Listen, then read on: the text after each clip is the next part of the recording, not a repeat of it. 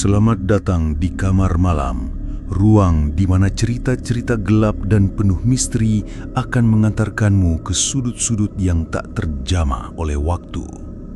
Malam ini, kita akan mengikuti perjalanan seorang pria muda yang baru saja memperbaiki mobil tuanya di sebuah bengkel kecil di pinggir jalan. Dalam perjalanan pulang lewat jalan pintas melewati Alas Ketonggo, ia menemukan bahwa malam itu bukan sekedar gelap biasa. Ada sesuatu yang lain, sebuah dunia yang tak seharusnya dijamah. Siapkan dirimu dan dengarkan baik-baik. Cerita ini akan membawa kita melangkah jauh ke dalam kegelapan yang penuh teka-teki. Dari balik atap bengkel yang sudah mulai bocor di beberapa sudutnya, hujan mengguyur pelan-pelan. Udara malam terasa lembab, aroma oli bekas bercampur tanah basah memenuhi hidung. Di sudut ruangan, seorang pria bertubuh kurus dengan wajah penuh bekas bakaran sedang membereskan kunci-kunci Inggris ke dalam laci tua yang berderit setiap dibuka. Namanya Pak Sumar, pemilik bengkel yang sudah 30 tahun berdiri di pinggir jalur sepi antara Kecamatan Jogorogo dan kawasan Alas Ketonggo. Tepat di depan bengkel itu berdiri seorang pria muda bernama Andra Saputra, usia 29 tahun. Wajahnya terlihat lelah, lengan bajunya kotor karena tadi ikut membantu mengganti kopling mobil tua miliknya yang mendadak ngadat di tanjakan Wonorejo. "Mas Andra, ini mobilnya sudah bisa jalan, tapi saya sarankan jangan lewat jalan dalam ya, apalagi yang masuk ke kawasan Ketonggo. Bahaya malam-malam begini." Suara Pak Sumar berat, seperti memberi peringatan tapi berusaha terdengar biasa saja. Andra hanya tersenyum kecil.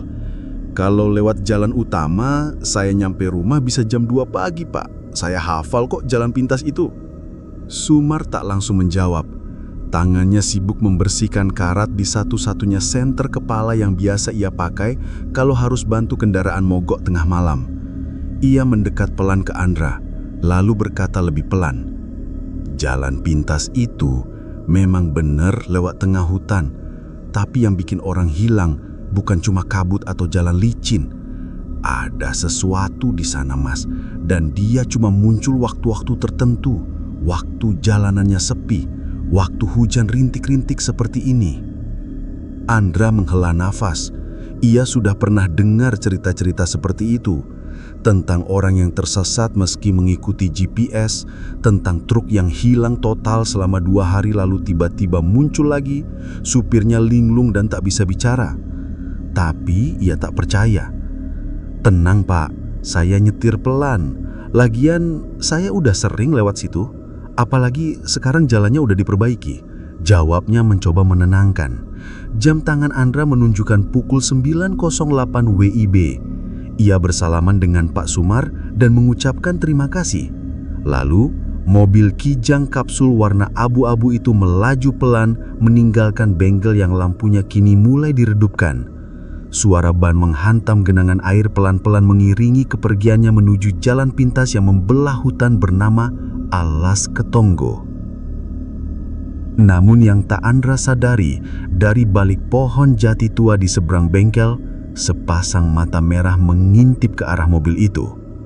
Diam, tak bergerak. Mobil Kijang itu melaju perlahan di bawah cahaya lampu depan yang mulai temaram. Wiper bekerja mengusir rintik hujan dari kaca depan, menciptakan pola air yang memecah bias lampu ke segala arah. Di sisi kanan kiri, sawah mulai menghilang, digantikan barisan pohon jati dan mahoni yang menjulang seperti dinding raksasa.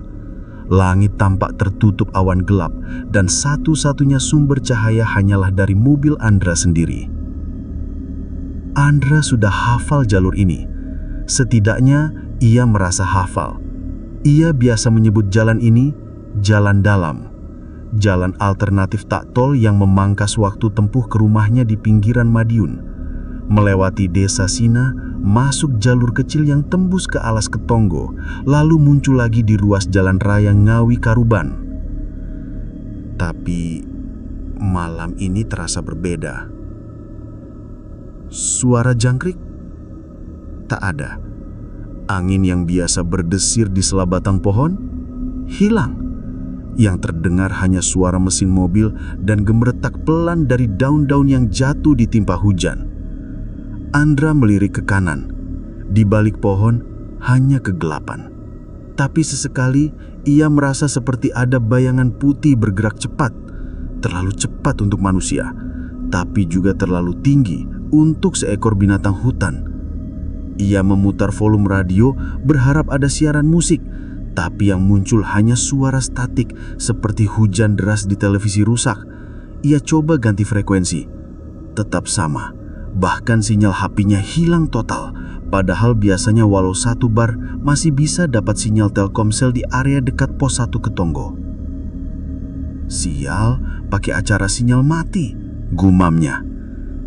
Sekitar 15 menit mobil berjalan, Andra tiba di satu persimpangan kecil yang bercabang ke kanan dan ke kiri. Di peta Google Maps yang pernah ia simpan di memori, cabang kiri akan membawanya memutar agak jauh ke desa Sekar Alas, sedang jalur kanan adalah jalur pintas yang lurus menuju tengah hutan. Biasanya ada pelang tua bertuliskan, "Hati-hati, kawasan Alas Ketonggo, gunakan jalur resmi." Tapi malam ini tak terlihat sama sekali. Pelang itu menghilang. Andra menepikan mobil sebentar. Ia turun, berjalan ke sisi jalan menyarani sekitar dengan lampu dari HP-nya. Ada tiang kayu berdiri di tempat pelang biasa menempel. Tapi papan tanda itu seperti dicabut paksa. Hanya tersisa lubang paku dan serpihan cat putih. "Aneh banget," ucapnya pelan. Saat ia hendak kembali ke mobil, tiba-tiba terdengar suara dari balik semak-semak. Der, der, der, der. Suara seperti ranting dipatahkan. Cepat, lalu senyap lagi. Andra menyorotkan lampu HP ke arah suara itu. Tak ada apa-apa, hanya daun-daun basah dan kabut tipis yang mulai turun dari pucuk pohon. Tapi rasa dingin yang tiba-tiba menyeruak ke kulit membuat bulu kuduknya meremang. Ia mempercepat langkah masuk kembali ke dalam mobil. Saat ia menyalakan mesin dan memutar setir ke arah kanan menuju jalur pintas, mesin mobil tiba-tiba mati. Tak, tak, tak. Starter tidak hidup.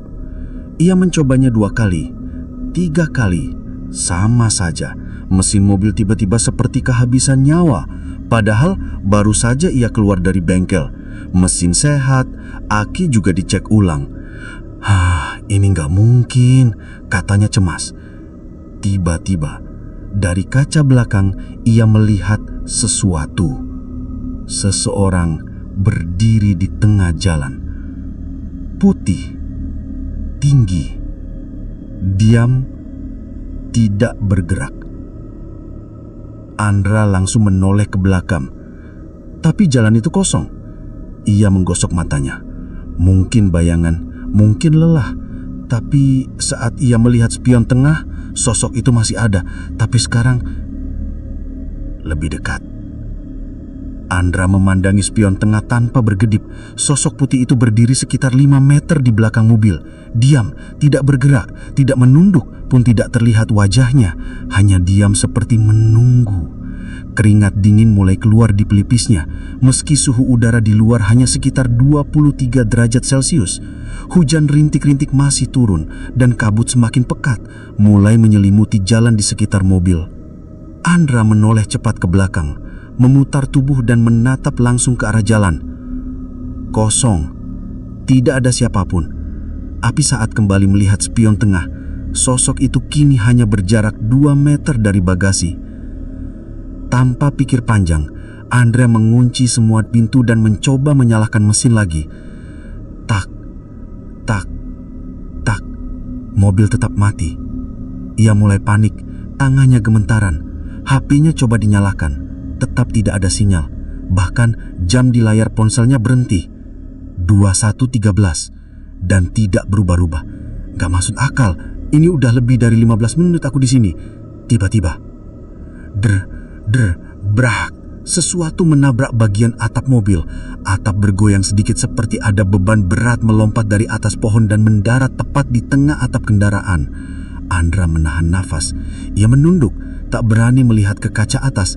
Perlahan ia meraih senter kecil yang biasa ia simpan di laci dashboard. Tapi sebelum sempat menyalakannya, ketukan pelan terdengar dari jendela kiri. Tok, tok, tok, pelan, teratur, seolah ada seseorang yang mengetuk dengan kuku. Andra menoleh cepat. Tidak ada siapapun. Tapi kaca jendela bagian luar kini dipenuhi jejak tangan berlumpur.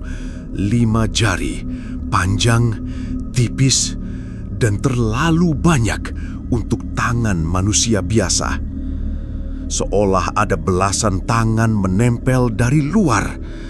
Tak kuat lagi, ia membuka pintu, menerobos keluar dan berlari ke arah semak-semak di sisi jalan. Ia terus berlari, menyusuri jalan setapak kecil yang seharusnya menuntunnya kembali ke jalan utama menuju desa Sekar Alas. Tapi malam ini, jalan itu berubah. Tidak seperti yang ia ingat. Sembak belukar terlalu rapat dan pohon-pohon tampak lebih besar dari biasanya. Setiap langkah kaki menginjak dedaunan basah terasa seperti menjebak lebih dalam. Seperti tanahnya menghisap pelan-pelan. Kabut makin tebal dan di tengah-tengah kabut itu ia mendengar suara. Bukan suara hewan, bukan suara angin, tapi suara langkah kaki selain miliknya sendiri. Tap, tap, tap, tap. Sampai akhirnya ia tersandung akar dan jatuh berguling ke tanah berlumut. Nafasnya berat, kakinya nyeri. Ia bangkit perlahan, dan ketika menengadah, di depannya berdiri sebuah gapura batu yang tampak sangat tua, tertutup tanaman merambat dan lumut. Ada tulisan pudar di bagian atasnya. Selamat datang di wilayah larangan Segorombangun.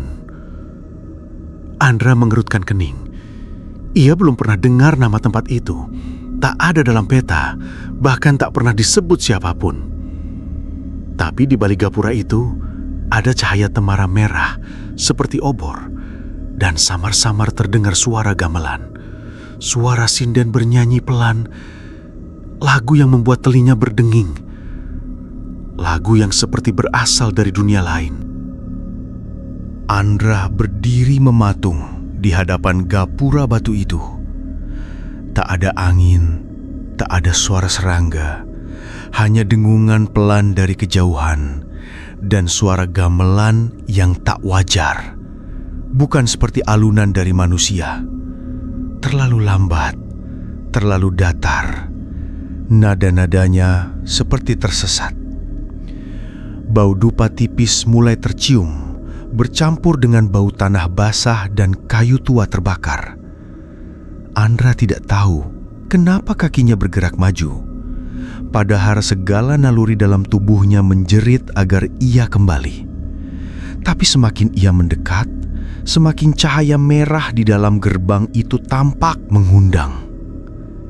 Ini bukan jalur ke Sekar Alas, tapi kenapa jalannya bisa ada? Pikirnya. Langkahnya menyentuh tanah setelah melewati batas gapura.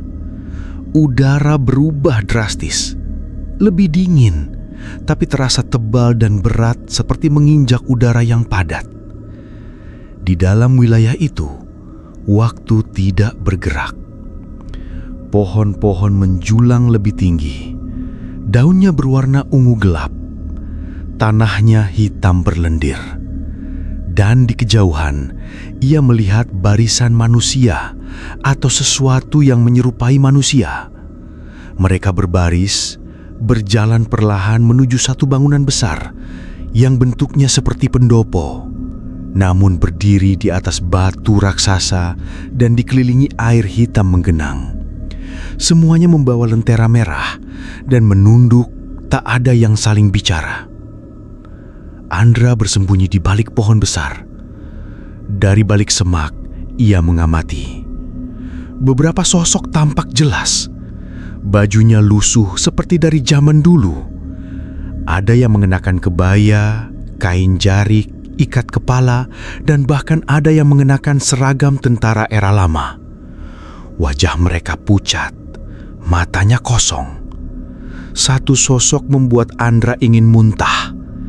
Ia tak punya wajah, hanya kulit mulus di mana mata, hidung, dan mulut seharusnya. Tiba-tiba, "Jangan lihat mereka langsung." Suara berat, pelan, dan parau terdengar tepat di telinganya. Andra melonjak, tapi tak ada siapa-siapa di sekelilingnya. Namun suara itu terdengar lagi, kali ini seperti datang dari arah yang lebih dalam, dari balik pendopo. "Kamu sudah masuk. Tak ada jalan keluar kecuali dari dalam. Ikuti arusnya." Andra mulai melangkah pelan, mengendap dari balik semak dan akar pohon besar. Ia mencoba menjauh dari barisan makhluk itu. Tapi tiba-tiba langit berubah. Merah. Awan mendadak bergerak cepat seperti direkam dalam mode time-lapse. Cahaya dari obor-obor menjadi lebih terang dan suara Sindan kini terdengar jelas, tapi dengan lirik yang tak bisa dipahami.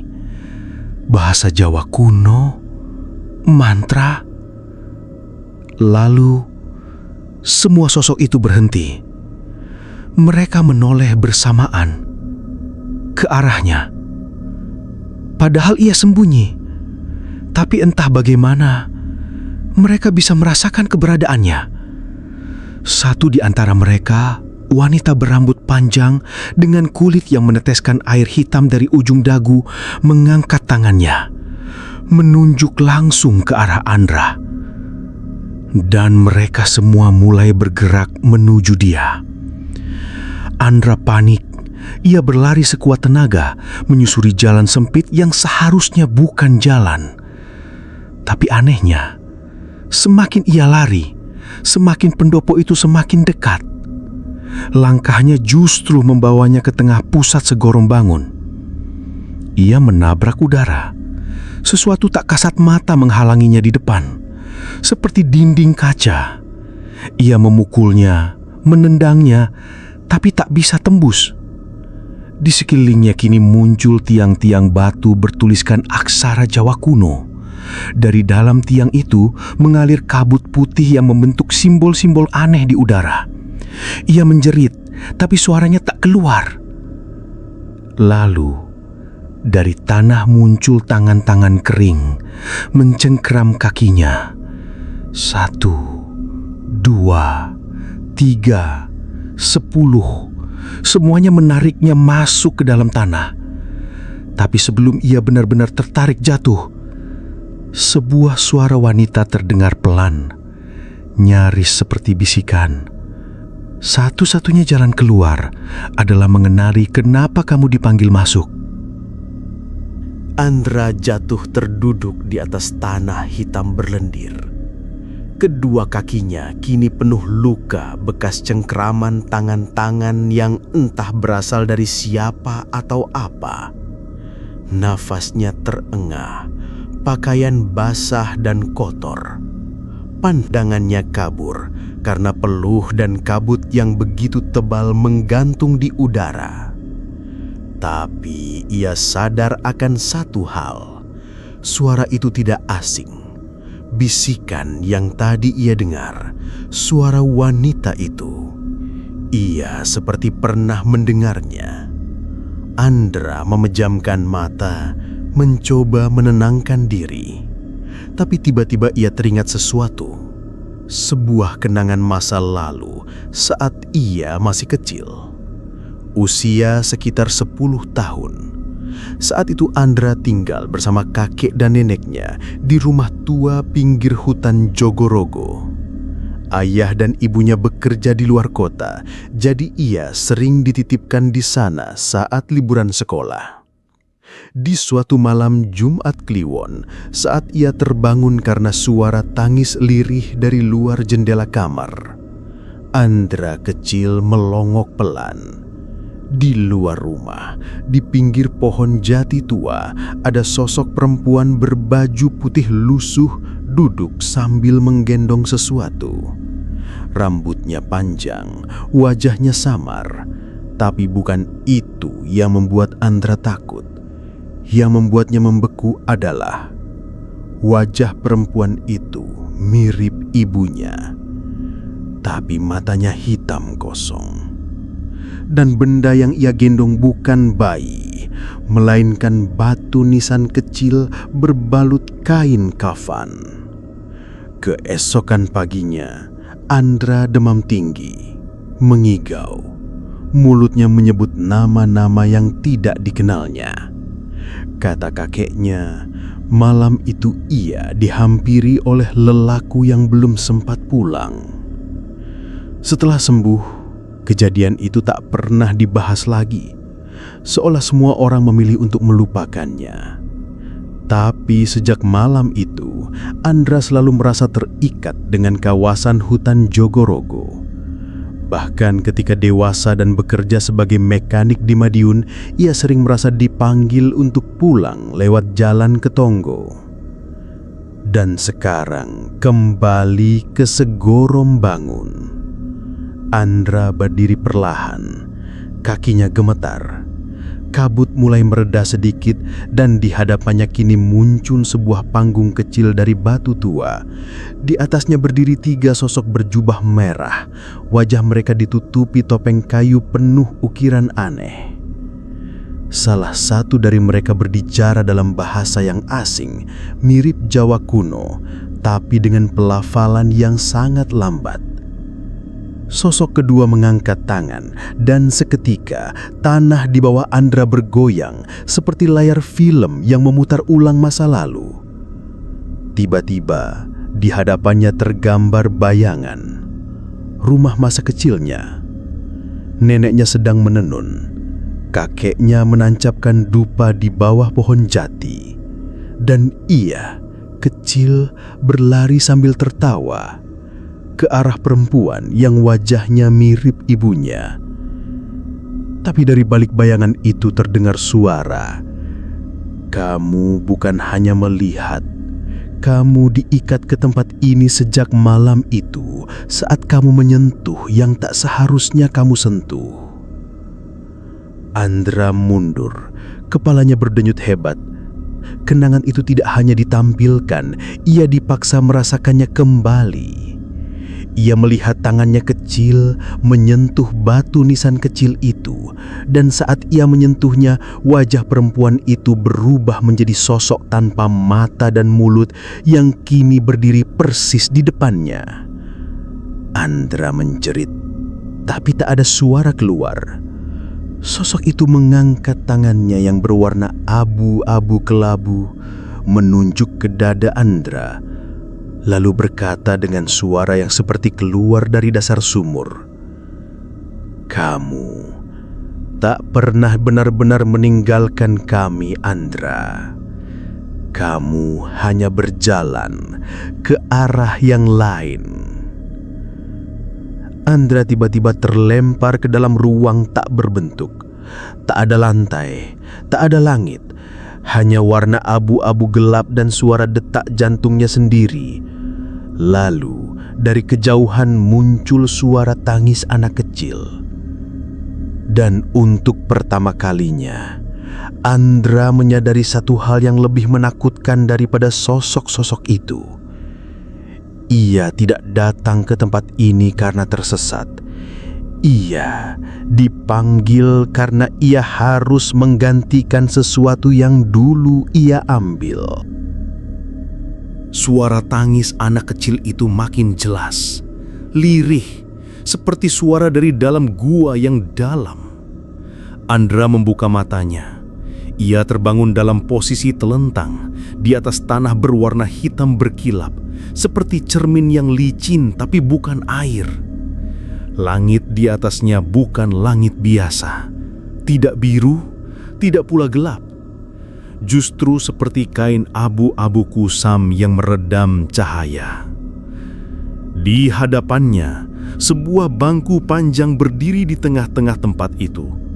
Di atasnya duduk anak kecil berusia sekitar 5 tahun. Tubuhnya kecil, kurus, hanya mengenakan kaos lusuh dan celana pendek. Tapi yang aneh, wajahnya persis seperti Andra kecil. "Siapa kamu?" Suara Andra gemetar. Anak itu tidak menjawab. Ia menunduk sambil terus menangis. Air matanya jatuh ke tanah licin itu dan berubah menjadi asap putih yang melayang ke udara.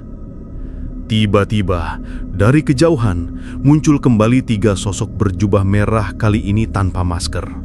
Wajah mereka tidak sepenuhnya manusia, seolah perpaduan wajah dukun tua, kerangka, dan kulit yang meleleh. Mereka berbicara bersamaan dengan suara dalam dan berdengung. "Kau telah membuka pintu yang tak boleh dibuka. Kau menyentuh penanda yang belum waktunya kau sentuh. Dan kini harus ada yang dibayar." Andra menatap anak itu. Dadanya sesak. Ia tidak ingat apa yang sebenarnya ia lakukan saat kecil. Tapi rasa bersalah itu seperti mengakar di dalam tubuhnya. Dan sekarang ia tahu anak kecil di hadapannya bukan sekedar bayangan. "Aku pernah menyentuh nisan itu, tapi aku nggak tahu. Aku masih anak-anak waktu itu." Suara Andra lirih. Ketiga sosok berjubah merah itu menjawab. "Dan setiap anak-anak yang menyentuh sesuatu dari dunia kami meninggalkan bagian jiwanya di sini." Tiba-tiba, tanah di sekeliling mereka mulai retak. Suara pecah menggema dari segala arah. Dari celah retakan itu muncul tangan-tangan kecil, seperti tangan anak-anak yang berayap keluar dan berusaha mencengkram kaki Andra. Andra melangkah mundur, jantungnya berdegup kencang. Tapi suara anak kecil itu kini mulai berbicara. "Kalau kamu nggak gantiin aku, kamu akan jalan selamanya di tempat ini, jadi penunggu jalan pintas, kayak yang lain-lain. Mereka yang gak balik itu karena mereka juga kayak kamu, pernah ngambil tapi gak pernah balikin." Andra menggeleng pelan. Ia mulai menyadari jalan pintas yang sering dilewati orang-orang ke dalam alas Ketonggo bukan hanya jalan alternatif biasa, tapi jalur yang sangat tipis antara dua dunia. Dan ketika seseorang punya tali yang belum terputus di wilayah itu, maka ia bisa saja terpanggil kembali. Seketika, ingatan Andra meledak seperti pecahan kaca. Ia teringat malam itu di rumah kakeknya ketika ia mendekati sosok perempuan yang menggendong nisan. Ia bukan hanya menyentuh nisan itu. Ia mengambil sesuatu dari bawah nisan itu. Sebuah koin kuno dengan ukiran berbentuk kepala kerbau. Kakeknya sempat marah besar pagi harinya, meski tak pernah menjelaskan alasannya. Koin itu hilang, tak pernah ditemukan lagi. Dan sejak saat itu, Andra sering bermimpi buruk, mimpi yang selalu berakhir di tengah hutan. Itulah yang mengikatnya. Tapi kini, di tengah segorong bangun, Andra diberi 2 pilihan oleh ketiga sosok penjaga. Tinggal dan menjadi bagian dari wilayah ini, menggantikan anak yang dulu diambil, mengembalikan yang diambil, tapi dengan risiko harus menghadapi apapun yang dikunci oleh nisan itu. Andra terdiam. Suara sinden kembali terdengar, lembut, menyayat. Ia tahu ini bukan dunia biasa, tapi keputusannya sekarang akan menentukan apakah ia bisa kembali ke dunia asal atau selamanya menjadi salah satu penunggu di jalan pintas alas Ketonggo. Ia menutup mata, menggenggam dadanya, dan berkata, "Tunjukkanlah kepadaku apa yang sebenarnya aku ambil dan apa yang harus aku kembalikan." Udara mendadak berubah dingin menusuk. Tanah di bawah kaki Andra kini kembali mengeras. Kabut mulai menyingkir, membuka jalan ke depan, dan membentuk lorong panjang yang dikelilingi oleh pohon-pohon jati tua. Ketiga sosok penjaga berjubah merah itu perlahan mundur, membelah lorong. Salah satu dari mereka mengangkat tangan dan berseru, "Langkahkan kakimu ke tempat terakhir kamu menyentuh batas." Andra menelan ludah. Ia tahu maksudnya. Lokasi pohon jati tempat ia melihat sosok perempuan dan batu nisan kecil itu semasa kecil.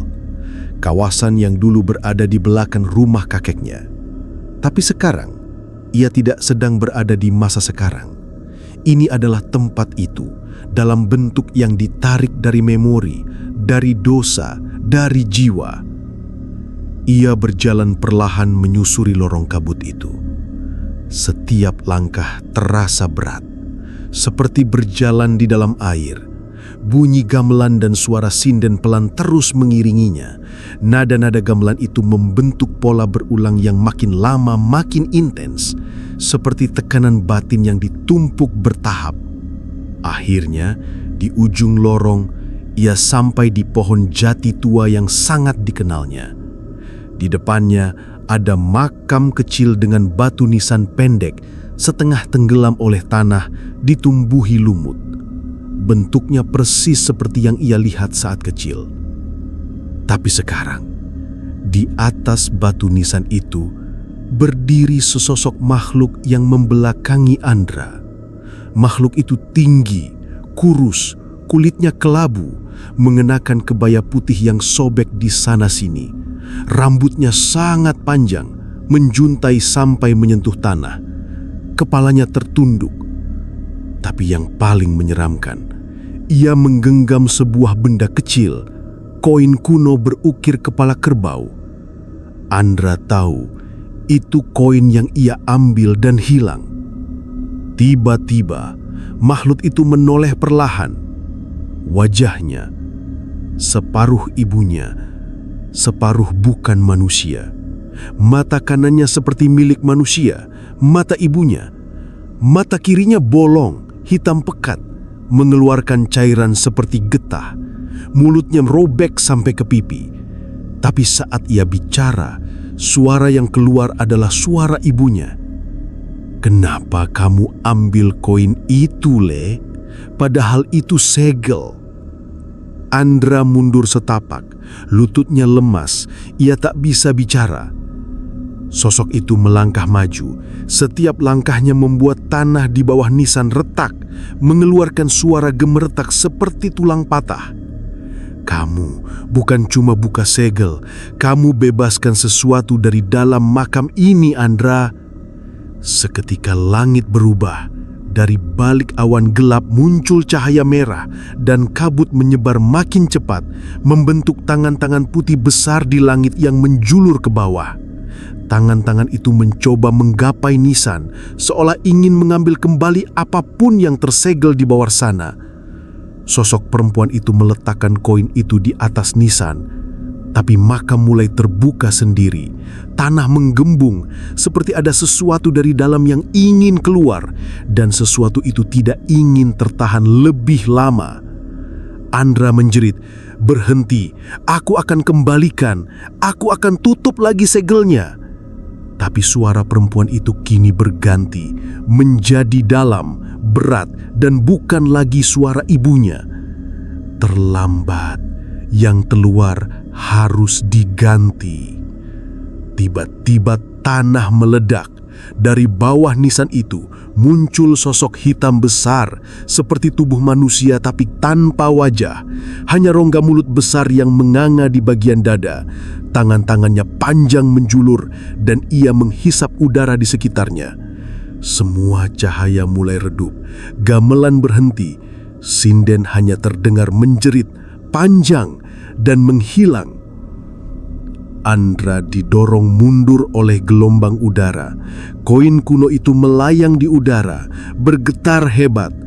Dan dari dalam rongga dada makhluk itu, terlihat Andra kecil, menatapnya dengan mata penuh ketakutan. Andra tahu, jika ia tidak menutup makam ini lagi, maka jiwanya akan tertukar. Tanpa pikir panjang, ia meraih koin itu meski tangan dan lengannya terbakar saat menyentuhnya. Ia mendorong koin itu kembali ke celah batu nisan dan berteriak sekuat tenaga, "Aku kembalikan, aku tidak mau jadi bagian dari kalian." Ledakan cahaya merah meledak dari dalam makam itu. Makhluk hitam itu meraung dan tanah mulai menariknya kembali ke dalam lubang. Sosok perempuan berkebaya putih terangkat ke langit, tercerai-berai menjadi debu putih. Suara gamelan berhenti total. Semua menjadi gelap. Angin malam menampar pelan wajahnya, membawa bau solar, oli, dan aroma tanah lembab yang menusuk hidung. Dari kejauhan, terdengar suara jangkrik. Samar, lalu makin nyata. Juga suara kendaraan, entah truk atau mobil diesel, terdengar sayup-sayup. Andra terbangun perlahan, dan kini ia berada di tepi jalan.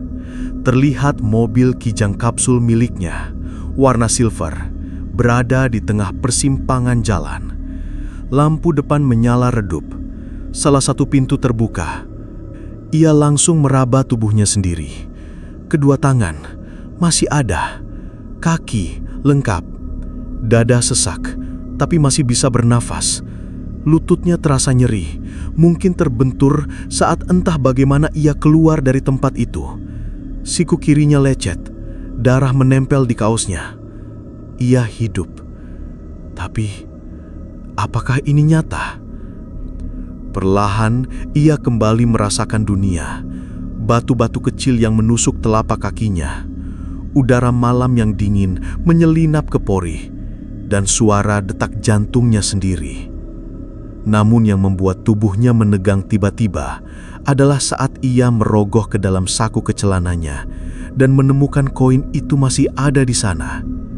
Hangus di sebagian sisi, ujungnya gosong, tapi bentuknya masih jelas ukiran kepala kerbau, tua, usang, dan terasa hangat di kulitnya, meski udara sekitar menusuk dingin. Refleks, ia hendak melemparkannya jauh ke semak. Pati jari-jarinya tidak mau membuka. Tangannya menggenggam semakin erat, seperti bukan ia yang mengendalikannya. Ia menggeram, menggertakkan gigi, mencoba membuka genggaman itu dengan tangan kiri. Namun sia-sia. Ototnya seperti dikunci oleh kehendak yang bukan miliknya. Andra terenah.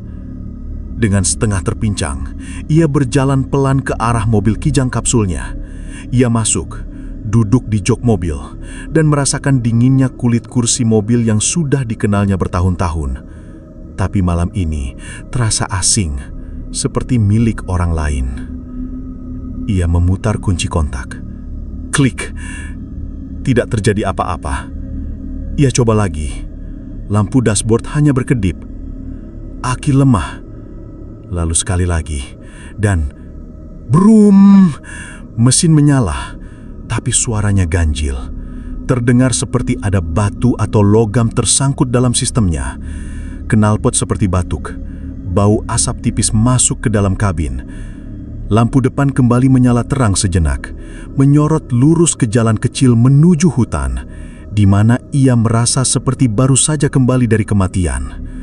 Dan di sanalah ia melihatnya, dirinya sendiri.